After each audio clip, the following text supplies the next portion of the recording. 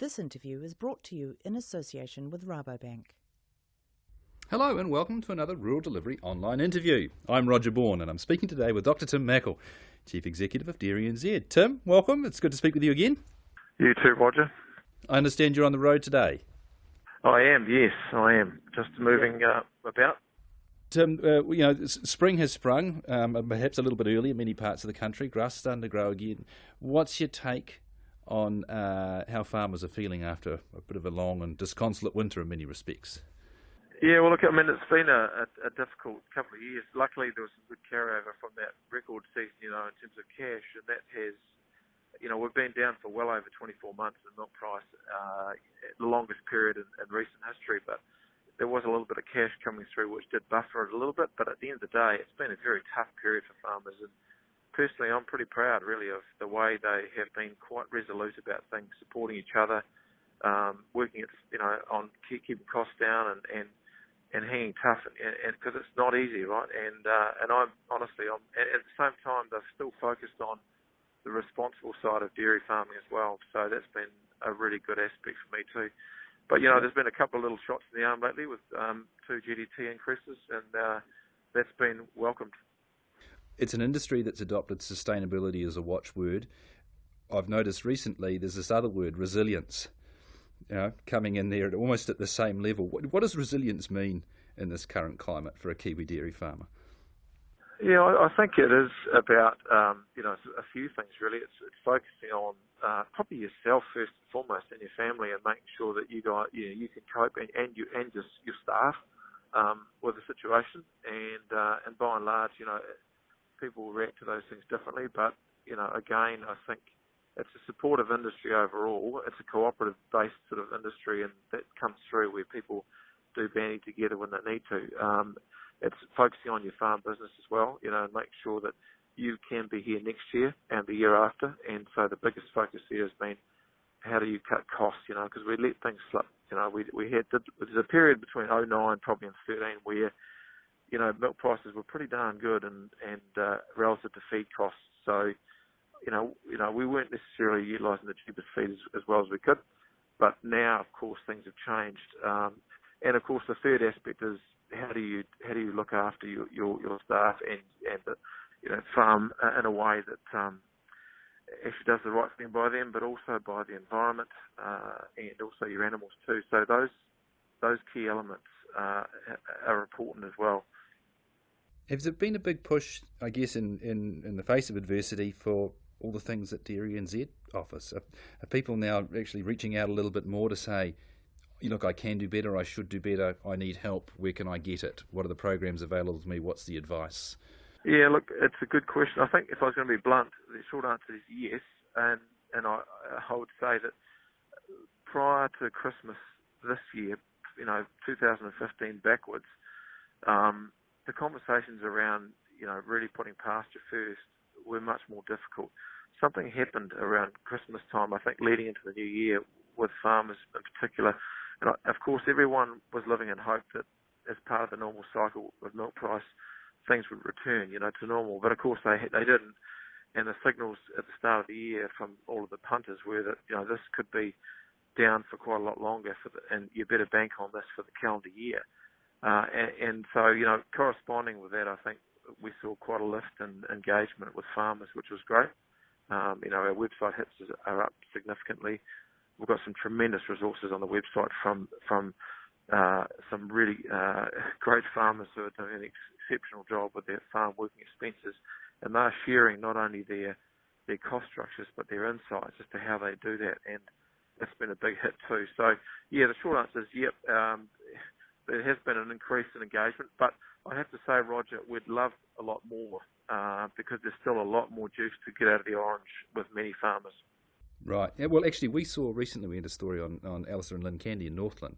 Now, they had a big lift in performance on their property as a result of being involved in the Dairy NZ Focus Farm program, and they were surprised at how much that was.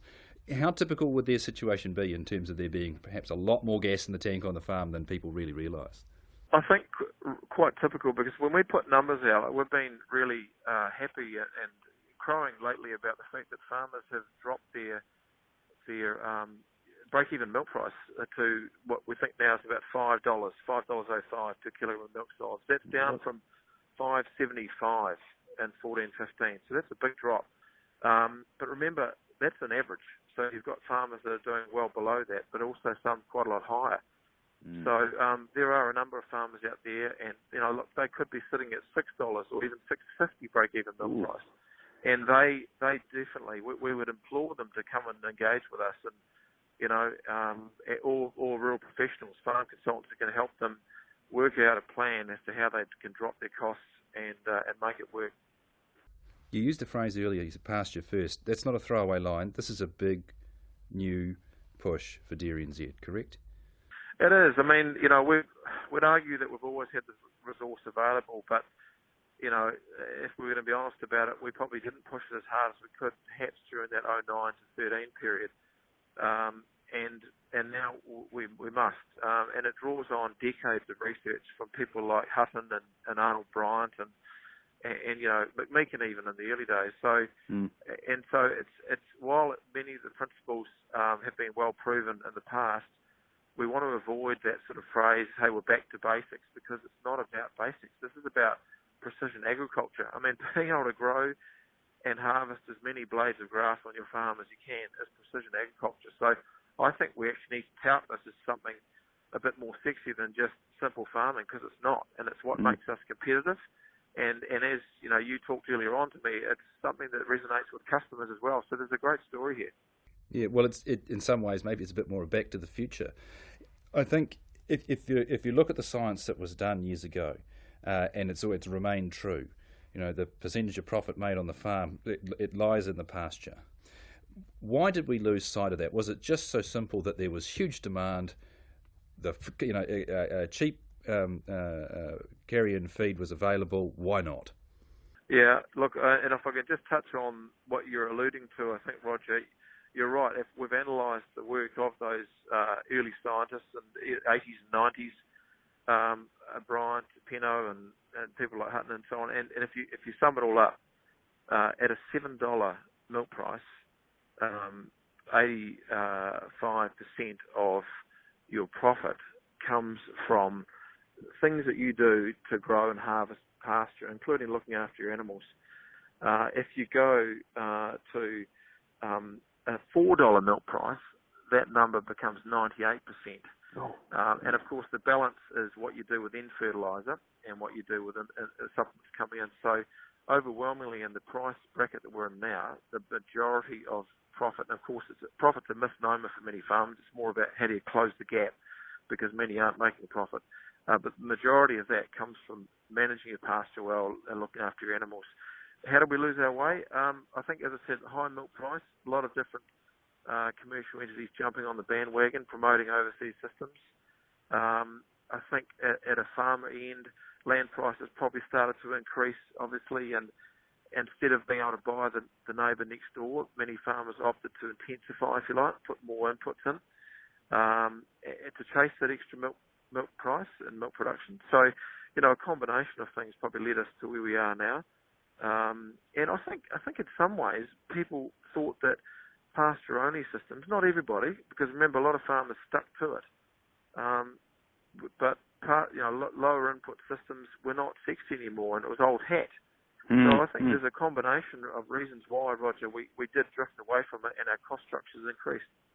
Is it going to change the type of research that we do from here on in, this renewed focus on the pasture? I'm thinking that perhaps there's been a lot more focus on, specifically, genetics in the animals themselves. Are we going to turn around now and say, hold on a minute, we've actually perhaps not been putting the fuel into those animals that we should have done, and rebalance the research perspective?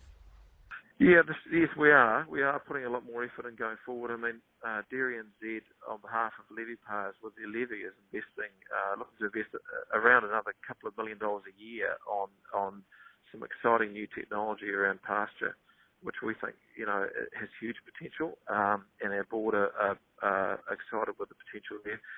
And I think that we will be doing more over time. At the same time, I would caution to say, with Pasture First, Roger, it's not about no supplements. It's about wise use of them and good strategic use. And for many farmers who are doing those principles really well of getting the stocking rate correct for the farm, growing and harvesting as much as they possibly can. Forage crops fit into that? Yep, forage crops. Yep, absolutely. I mean, sugar beets, obviously. Fodder peas rather, also called as. That's a big, I guess, trend. Not just in the South Island. It's actually taken off the North Island too. So, look, there's other homegrown feed. Full stop. And so, look, there's a lot more research to be done there. But again, supplement use at the right price at the right time can still be a good thing if milk price is correct. So we're not saying don't feed anything else. We're saying focus on pasture first. Do absolutely everything you can to maximise your return from the land that you own and what you can grow, and then think about other options once you've optimised that. Great message. Look, thanks very much, Tim. We're going to try and find some great examples of people who are employing this on their farms and try and cover them on Rural Delivery. Thank you very much for your time. We'll keep in touch. Thanks, Roger. Cheers. This interview was brought to you in association with Rabobank.